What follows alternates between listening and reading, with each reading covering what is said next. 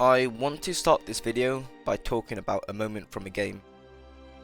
In the opening scene from Shadow of the Colossus, you have to cross this bridge. Sure, it may not seem that important, and realistically, it probably isn't. But every time I see this bridge, every time it zooms out, I think to myself, that'll end soon. The structure you are walking on is not human-made. It can't be. So, who made it?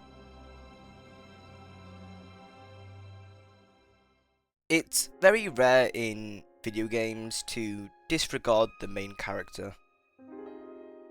In most media, and especially games, you are some hero who kills bad guys and saves the day. You know, typical game stuff. But what if the world you're in doesn't care about you or your existence? What if the world is not centered around you and the world will continue on whether you're there or not? A game that does this sounds boring. I mean, who would not want to be the main character? Not only was my assumption wrong, it was ridiculous to say.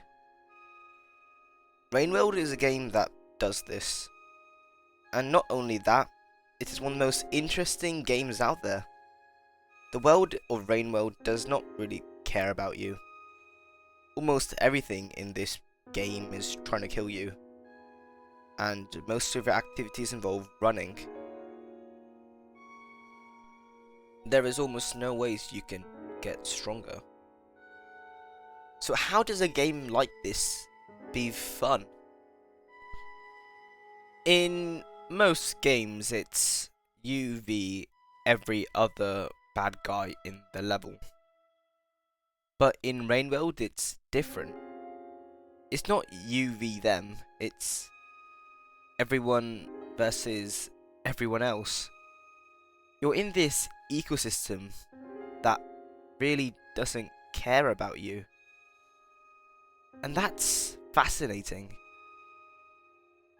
Trying to figure out every little intricacies that's in this ecosystem is fun. But I would be lying if I say Rainworld is the only game I think of. In fact, there are quite a few. The game inside also fits with the theme of a world where you don't belong. These games interest me because they go against the narrative of the medium. In games you're supposed to become overpowered. In games you're supposed to beat every challenge that comes your way, and every boss. If you don't beat a boss or a challenge, you have to tackle it from another angle. And if you can't beat it, then just go power up. In a way, these games are a bit like isekais. Is that going too far?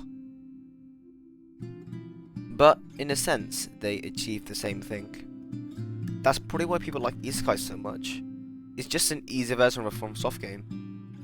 Just in video games, you can interact with the environment and control the player. In Rainworld, you are an ant, only existing for the sole purpose of being fed upon. Going back to Inside. Inside is a game about control. Or more accurately, everyone else is being controlled except you.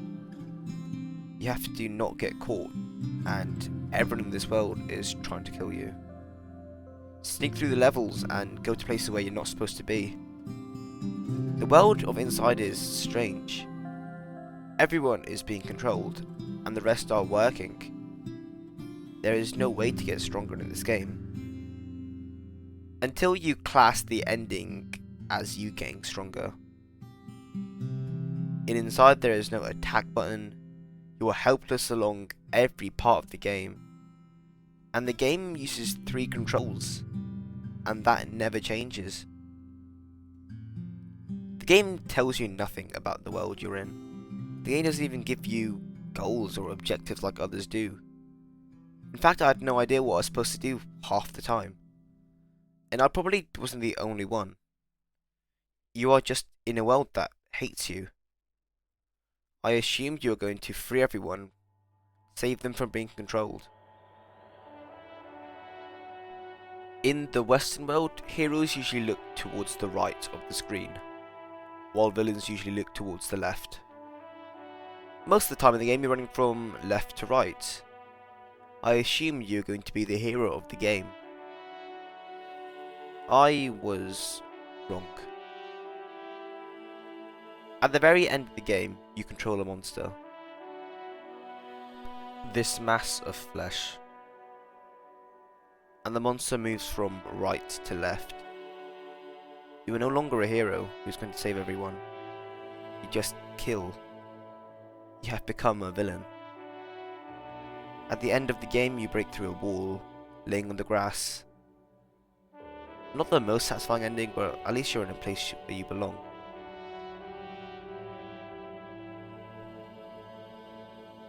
The game's brain world and inside could not be further apart. Just look at these games. But they both put you in an uncomfortable position. No matter what you do, you can't change. You are stuck at the bottom of the food chain, and there's no way of saving anyone. There is another way a game can do this. How a game can make you feel like you don't belong. In the game Carrion, you are not hopelessly small or weak. Quite the opposite.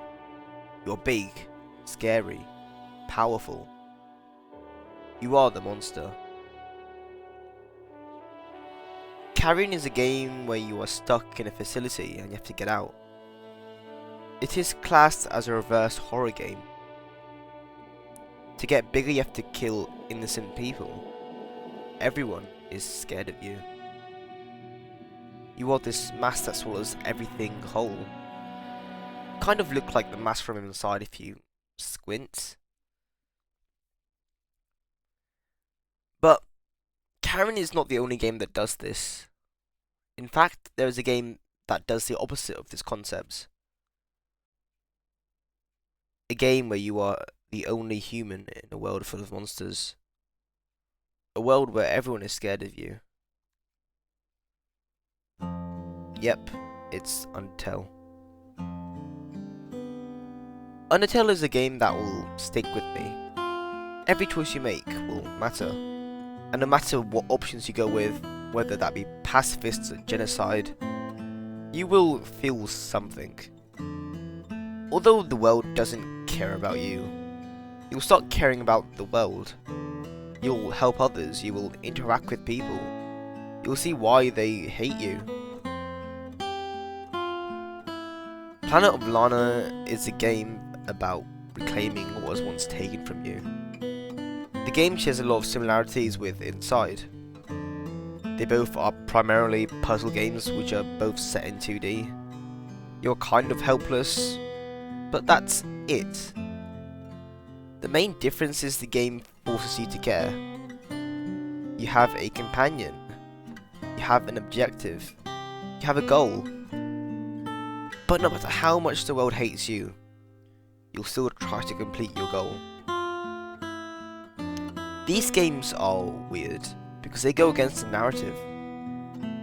And that's fine. Most of the times we think of games, we think of being some hero that saves the day. But that does the medium of games a disservice. Games can make you feel small. They can make you feel hopeless. They can make you feel like you don't belong. I believe that's incredible. But it's not just games that do this. Mangas can do this as well. This manga is called Blame. This is PewDiePie's favourite manga. And it is weird. For some reason, the person drawing this has the ability to make you feel so insignificant. It is truly amazing. Every one of his panels are insane. So much detail, so much love went into this piece of art. And although this manga looks great, it kind of goes against the medium. where most popular mangas are either shonen or isekais.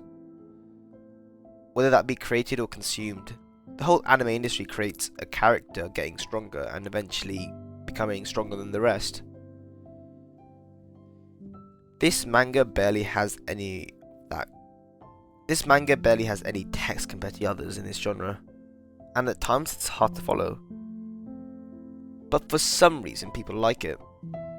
Maybe it's because you can feel like you're insignificant. Maybe it's the art they like. Or maybe it's just so different from others in the genre that they have to give it praise. They have to notice it more. Undertale has probably one of the best endings in video games. The world that despises you actually cares. Everyone comes together to save you. In the end, you go back to the overworld, to the friends you made. Although you may never see them again, you won't forget them. Life is hard, and sometimes it's unbearable. For me, making videos are hard, but it makes my life better. Knowing people are watching and liking my videos make this all worth it, and it's a bonus. The life that was so unbearable for me to live, it's slightly bearable, and that is okay. Sure, these videos won't save the world, but it is changing my world, and possibly yours. The reason I think we like media that goes against the narrative is because it's not the norm. We can relate to that. Most of our lives are not as polished as most media people consume, and it's more messy and unpredictable. There's media that does that. Blame goes completely against the narrative. Where most unique mangas get axed, Blame survived. Inside is a simple game, but not many others in the genre make you feel so hopeless. Shadow of the Colossus makes you feel insignificant. In the world of Carrion and Undertale, nobody likes you. But it doesn't have to stay that way. Sometimes you may feel like you don't belong in this world, and that is a normal feeling. But what this media has taught me is that somebody cares. There's always someone that needs you.